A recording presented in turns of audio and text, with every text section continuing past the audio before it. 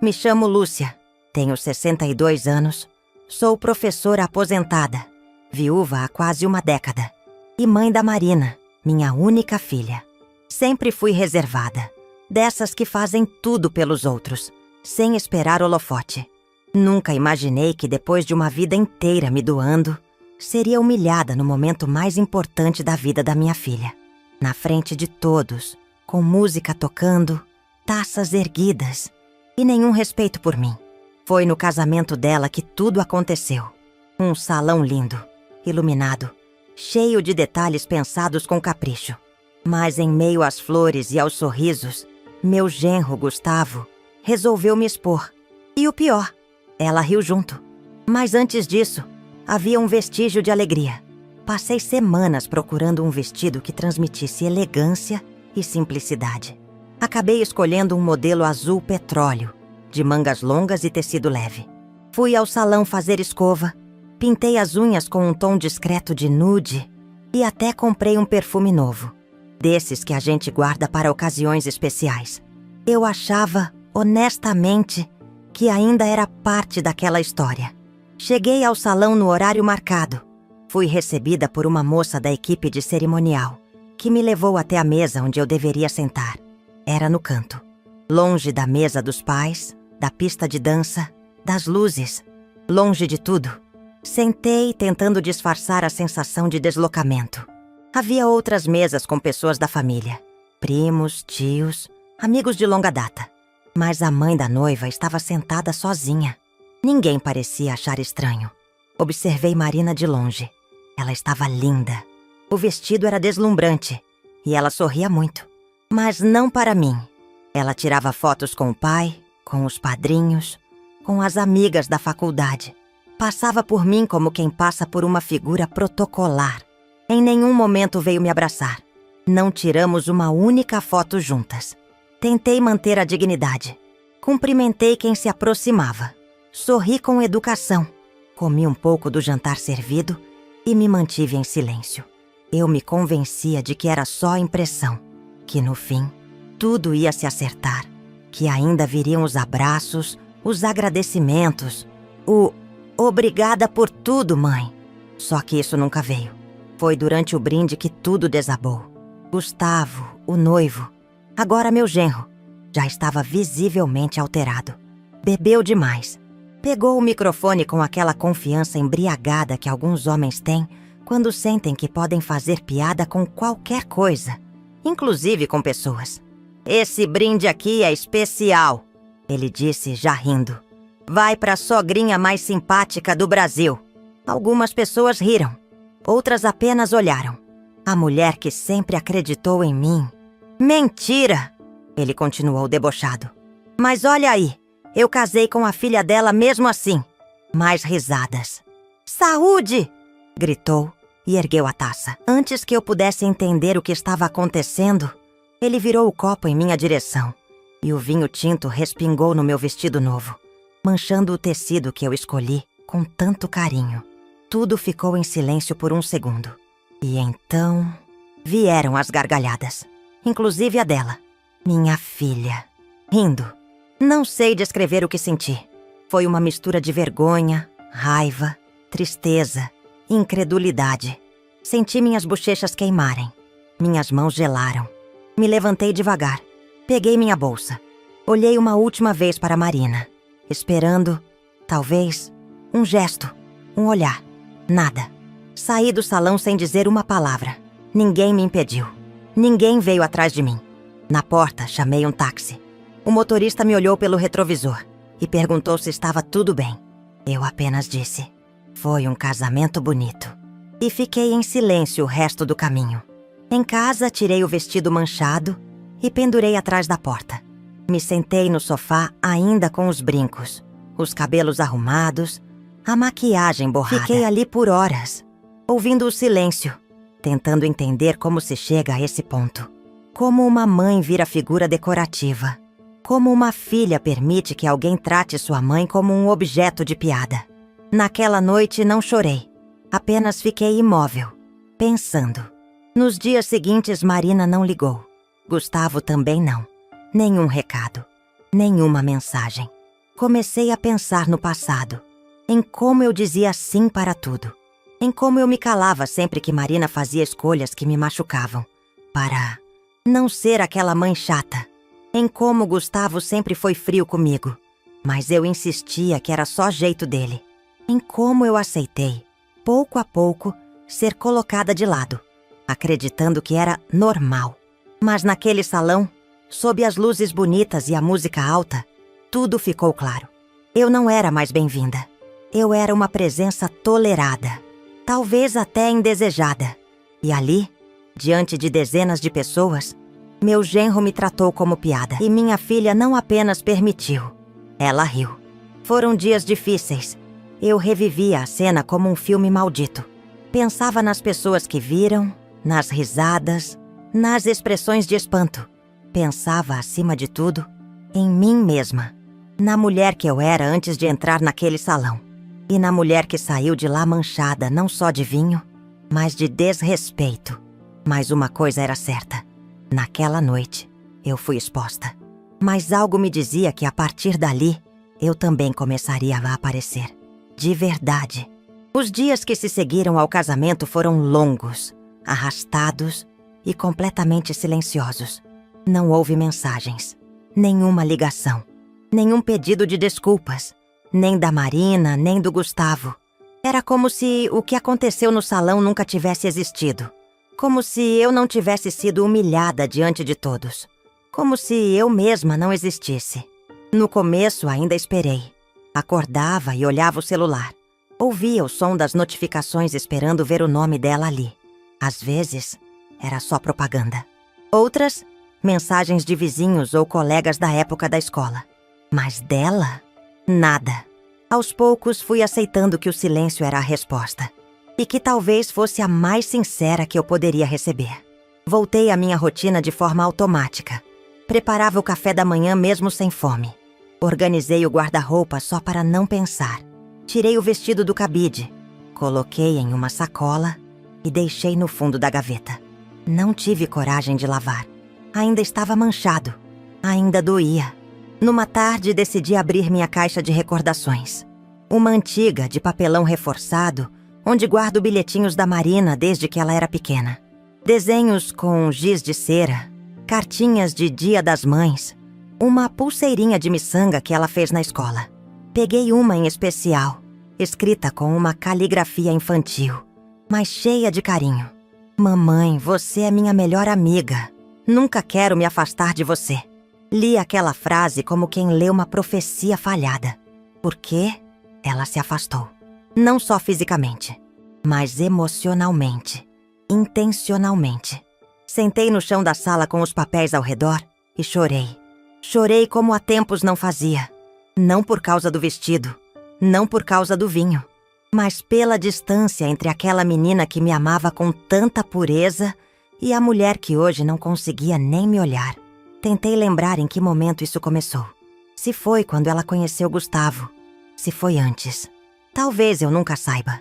O que eu sabia era que não havia mais espaço para mim na vida dela, e isso não tinha começado no casamento. Aquilo só foi o ponto final de uma história que eu já não escrevia há anos. Nos dias seguintes, fiz algo que não fazia há muito tempo. Escrevi. Peguei um caderno novo e comecei a escrever tudo o que sentia. Não para enviar, não para postar, mas para mim. Cada palavra era uma tentativa de organizar a dor. Escrevi sobre como me senti invisível. Sobre como me calei por anos, fingindo não perceber os olhares atravessados do Gustavo, os convites que não vinham, as decisões da Marina sem me incluir. Escrevi sobre o dia do casamento, minuto a minuto, como se estivesse tentando tirar o veneno da memória.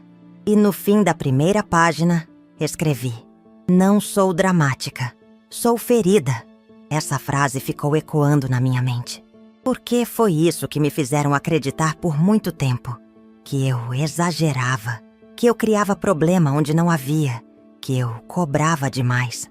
Mas o que sempre houve foi um desprezo educado, uma exclusão silenciosa, uma substituição lenta, de mãe para coadjuvante. Lembro de uma amiga me ligando para perguntar como foi o casamento. Hesitei por alguns segundos e disse: "Foi bonito."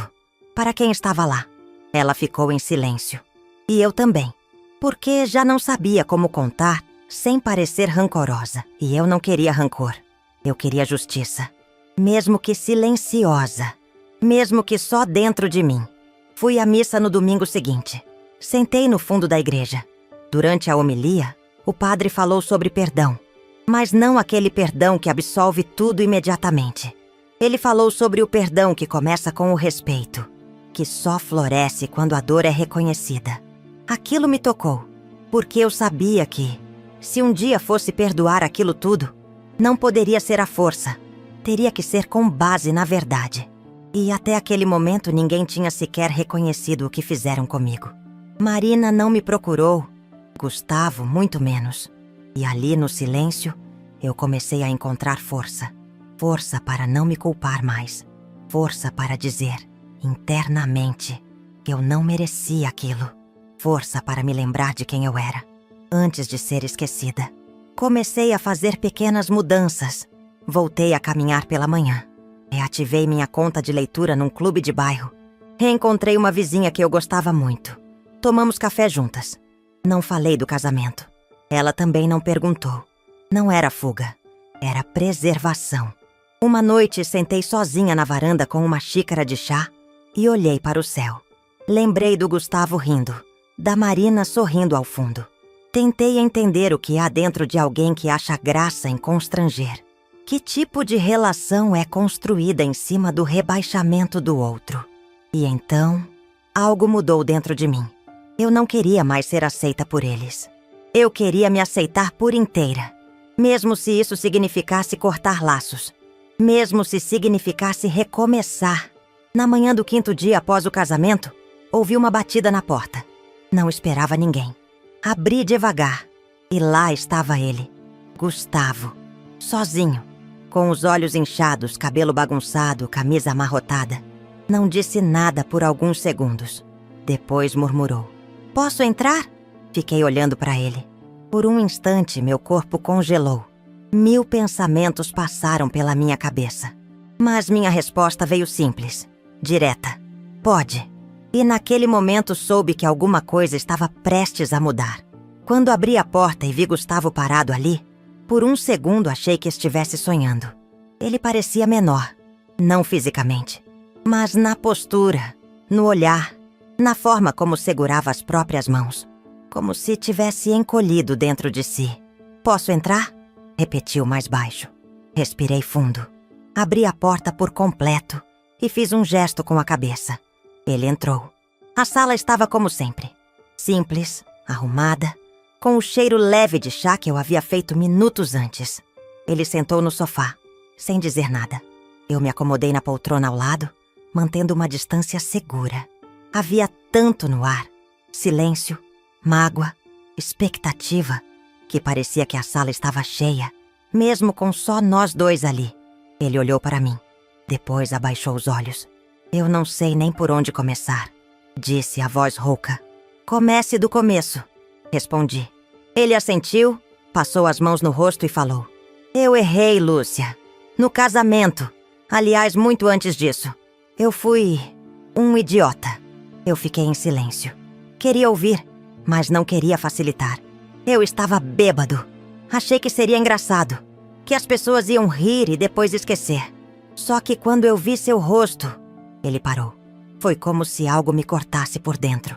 Fiquei olhando para ele, firme. As pessoas riram e depois esqueceram. Mas eu não. Ele baixou a cabeça. Pela primeira vez, vi arrependimento de verdade.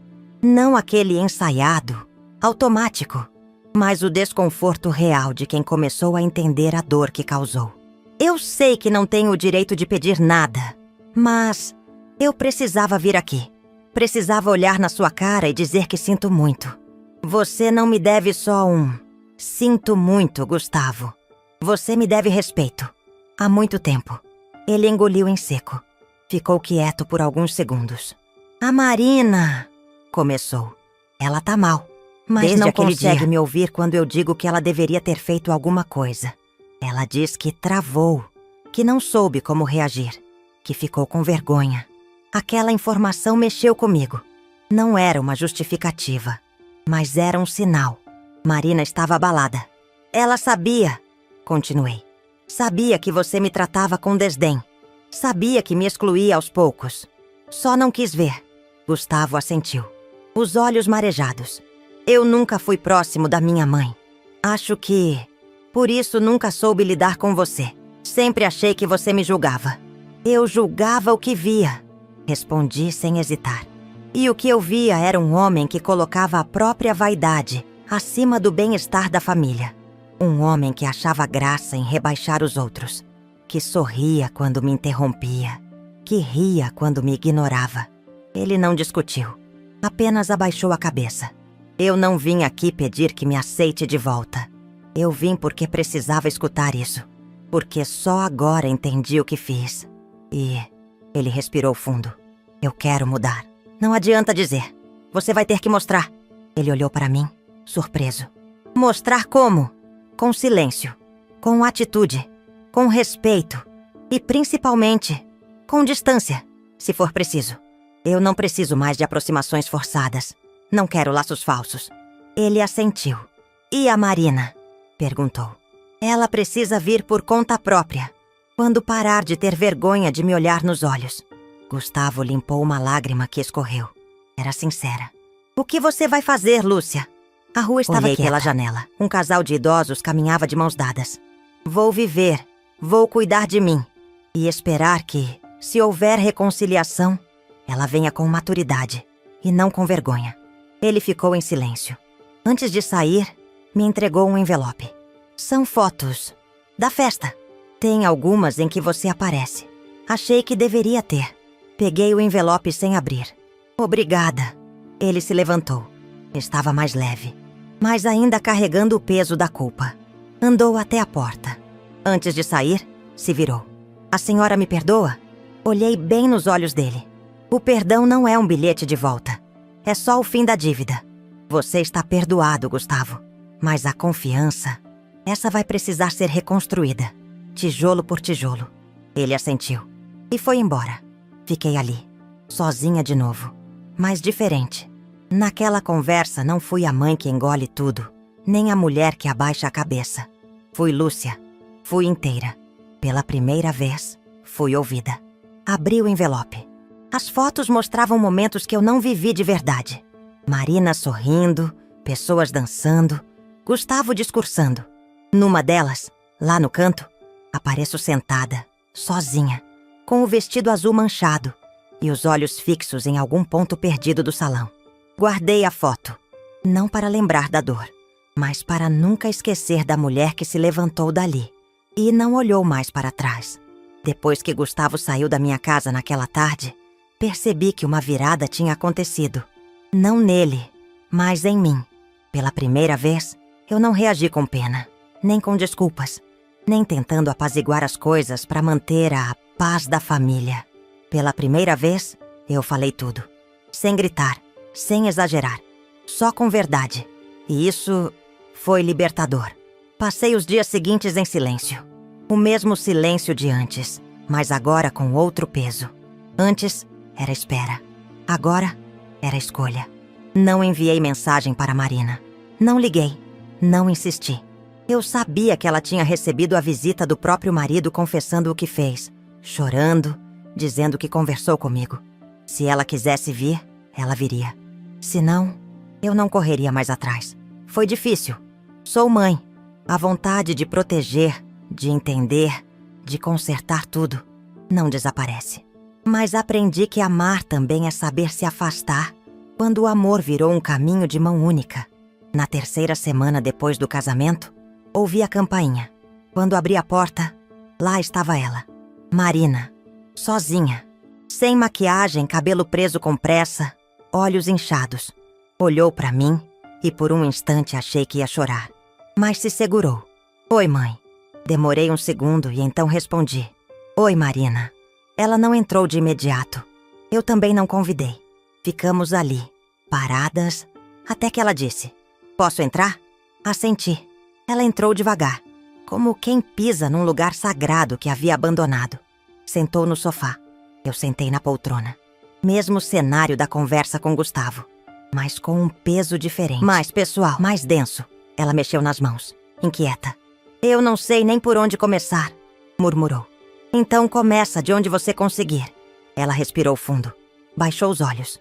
Eu vi as fotos, o vídeo, a cara que você fez, o jeito que saiu. A voz dela tremeu. E eu percebi que não fiz nada. Que ri, que deixei. Não disse nada. Queria escutar tudo, por inteiro. Eu não tenho desculpa, só vergonha. Ela chorou, baixinho. Cobriu o rosto com as mãos. E então, disse: Me perdoa. Não porque o pedido era bonito. Aquilo me atravessou. Mas porque pela primeira vez em muito tempo, era sincero. Eu te perdoo, falei. Mas, Marina, o perdão não é retorno automático. E também não desfaz o que aconteceu.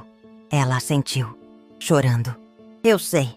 Eu não quero uma relação em que eu precise me diminuir para caber. Eu não vou mais aceitar ser excluída, ridicularizada, apagada. Se você quer construir algo comigo, precisa ser em cima de respeito, não de obrigação. Ela levantou os olhos vermelhos. De verdade. Eu quero. Ficamos em silêncio por alguns segundos. Você vai precisar mostrar isso. Com ações. Com tempo. Eu não vou me jogar de novo num relacionamento onde só eu faço esforço. Eu entendi isso agora, ela disse. E dói saber que eu deixei você tão sozinha. Abracei meu corpo com os braços. Eu também estava vulnerável. Mas firme. A partir de agora, filha, as regras mudaram.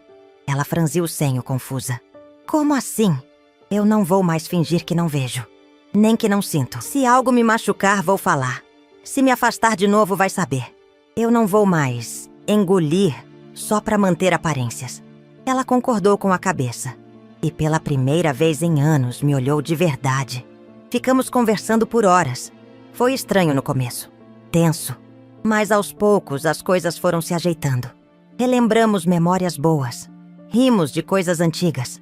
Falamos de meu falecido marido, pai dela, que certamente teria se revoltado com tudo isso.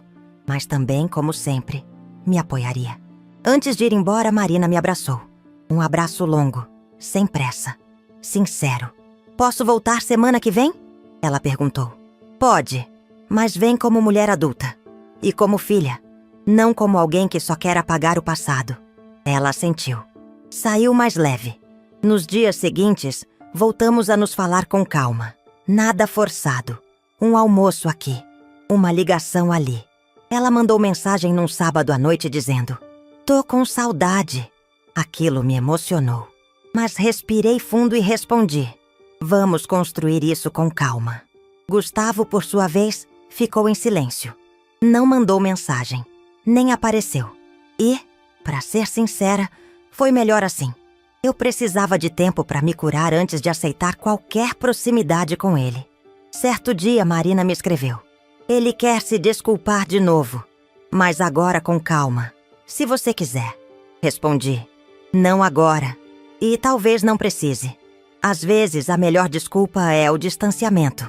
Ela respeitou, e eu retomei a leitura. Voltei a escrever. Me inscrevi num grupo de costura, voltei a cuidar de mim. As flores da varanda floresceram de novo. Um símbolo pequeno, mas simbólico. A vida voltando. Um mês depois, recebi um convite para um almoço de família. Pequeno, só entre nós. Marina cozinhou. Sentamos juntas. Conversamos. Gustavo estava lá, contido, mais calado. Me tratou com respeito. Não houve pedido de desculpas formal, mas houve silêncio respeitoso. E isso, por enquanto, me bastava. Na volta para casa, olhei meu reflexo na janela do ônibus. Me vi, envelhecida sim, mas firme, presente, inteira. Não sou a mesma mãe de antes. Sou Lúcia, a mulher que aprendeu a se levantar e a exigir, enfim, o que merecia desde sempre. Respeito. Hoje é domingo. A casa está silenciosa, mas não vazia. Pela primeira vez em muito tempo, esse silêncio não me machuca. Ele me acolhe, porque agora ele é escolha, e não ausência. Fiz café. Bati um bolo simples, de fubá com erva doce, como eu costumava fazer nos domingos antigos. Coloquei uma toalha limpa na mesa, abri a janela da cozinha. O cheiro do bolo se espalha pela casa. E com ele, a sensação de que a vida voltou a respirar por aqui. Marina virá mais tarde. Ligou ontem. Perguntou se podia passar. Disse que queria conversar, ver umas fotos antigas. Ficar um pouco com a senhora. Com a senhora. Ainda tem esse tom meio formal. Ainda falta naturalidade.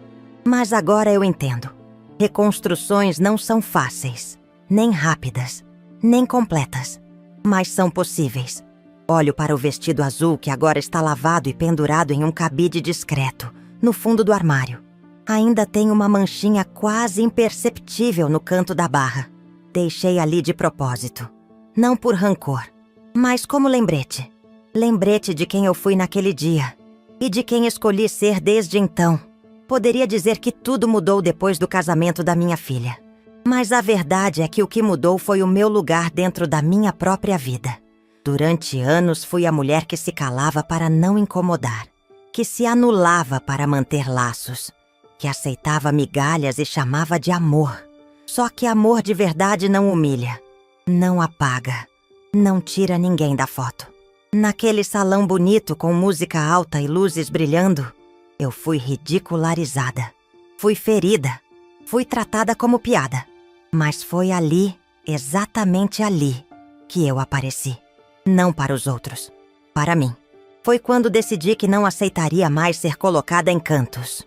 Foi quando entendi que ser mãe não me obrigava a ser invisível. E que o respeito que eu buscava no olhar dos outros, eu precisava devolver primeiro para mim mesma. Desde então tenho andado diferente. Mais devagar, mais atenta, mais firme. Não é vingança. Não é mágoa, é maturidade. Hoje, se alguém me pergunta se tenho filha, respondo: tenho sim. Estamos nos reencontrando. E digo com orgulho, porque esse reencontro está acontecendo da maneira mais honesta possível, sem fingimentos, sem culpa, com muito trabalho de dentro para fora. Gustavo e eu não temos uma relação próxima. E talvez nunca teremos. Ele me cumprimenta com respeito. Mantém distância. E, o mais importante, não tenta mais me transformar em personagem de piada. Isso já é muito mais do que ele foi capaz de fazer antes. Marina, aos poucos, tem voltado a me ouvir. Ainda tropeça, ainda se confunde. Mas agora pergunta, agora escuta, agora olha nos meus olhos. Ela me trouxe um álbum novo no último encontro. Me pediu para escolher as fotos que eu quisesse colocar. Disse: quero construir novas memórias com você, mãe. E eu disse: quero construir memórias comigo também. Porque aprendi que a gente não pode depender do afeto alheio para existir. A gente precisa se ver, mesmo quando os outros viram o rosto. Precisa se abraçar, mesmo quando não vem abraço nenhum de fora. E acima de tudo, a gente precisa se respeitar tanto que ninguém mais ouse nos desrespeitar. Olho agora pela janela e vejo Marina se aproximando. Ela carrega uma sacola de mercado e um sorriso tímido. Vem devagar, como quem ainda não sabe se pode entrar de volta. Mas eu já deixei a porta entreaberta. Não porque esqueci o que houve, mas porque agora sei quem eu sou. Abro a porta. Ela entra. Bom dia, mãe. Bom dia, filha. Nos abraçamos, sem culpa, sem peso, sem pressa. Ela vai para fora a cozinha, ajuda a pôr a mesa. Falamos do tempo, das plantas, de um novo curso que ela quer fazer. Em certo momento, ela pega minha mão e diz: eu ainda me sinto mal por aquele dia. E eu ainda sinto dor, respondo. Mas agora, a dor não manda mais em mim. Ela sorri, emocionada. Comemos o bolo, tomamos o café. Rimos de uma lembrança antiga que surgiu. Tiramos uma foto juntas. E pela primeira vez em muito tempo, me vejo em uma imagem sem parecer excluída. Depois que ela vai embora, fico sentada na varanda. Copo de chá nas mãos. O vento passando leve. O vestido azul ainda no armário, mas agora sem poder sobre mim. E penso, naquele casamento, ele quis me expor, mas fui eu quem finalmente apareceu.